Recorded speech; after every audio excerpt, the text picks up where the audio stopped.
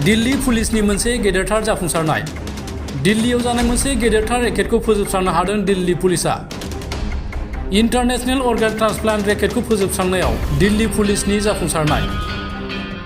दिल्ली पुलिसनि क्राइम ब्रान्चआ देहानि अंगफोरनि फालांगि खालामग्रा सास्नि दायनिगिरिफोरखौ हमनो हादों।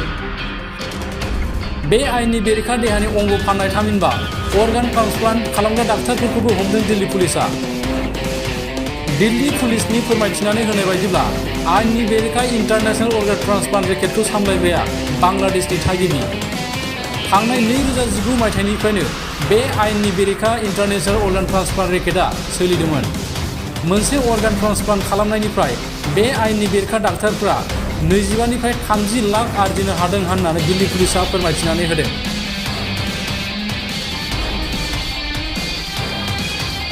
ये क्राइम ब्रांच ने एक अंतर्राष्ट्रीय ऑर्गन ट्रांसप्लांट रैकेट को भी बस्ट किया है, जिसमें 7 लोग गिरफ्तार हुए हैं। इसमें मास्टरमाइंड बांग्लादेशी नेशनल्स थे, जो कि जिसमें कि पेशेंट भी बांग्लादेशी होता था और डोनर भी बांग्लादेशी होता था। तो इसमें एक रसेल नाम का जो इनका मास्टरमाइंड था, जो बांग्लादेश से पेशेंट लाता था और डोनर अरेंज करता था, उसको गिरफ्तार किया गया। और साथ ही में इसके साथ जो हॉस्पिटल में डॉक्टर इन्वॉल्व थे और उनका स्टाफ, उनकी भी गिरफ्तारी की गई है।